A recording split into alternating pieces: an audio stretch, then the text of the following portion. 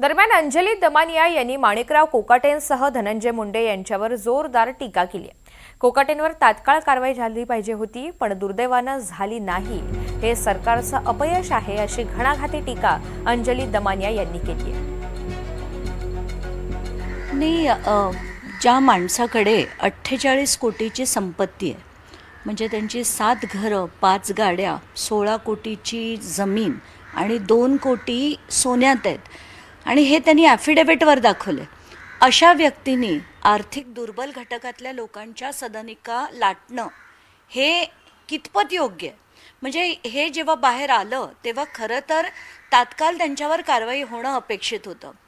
आणि हाच माणूस जो सो कॉल्ड आर्थिक दुर्बल घटकाच्या लोकांच्या जमिनीक लाटतो, सदनिका लाटतो, तो स्वतःला श्रीमंतांच्या लीलावती हॉस्पिटलमध्ये जाऊन ॲडमिट करून घेतो.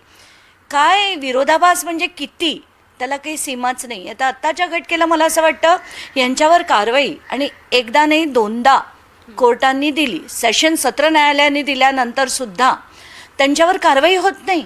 खरं तर तात्काळ कालच कॅबिनेट बैठक होती. कॅबिनेट बैठकीत निर्णय होऊन तात्काळ गव्हर्नरकडे पाठवून त्यांची आमदारकी रद्द, त्यांचं मंत्रिपद रद्द आणि त्यांना अटक, हे खरं अपेक्षित होतं. काहीच झालं नाही त्यातलं. म्हणजे काल फक्त त्यांचं पद काढून घेतलं, पण ते अजून मंत्री आहेत.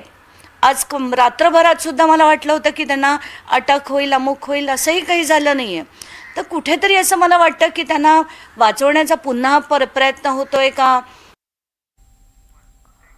तर धनंजय मुंडे यांना मंत्रिपदावर येऊ देणार नाही. सामाजिक कार्यकर्त्या अंजली दमानिया यांनी हा इशारा दिलाय.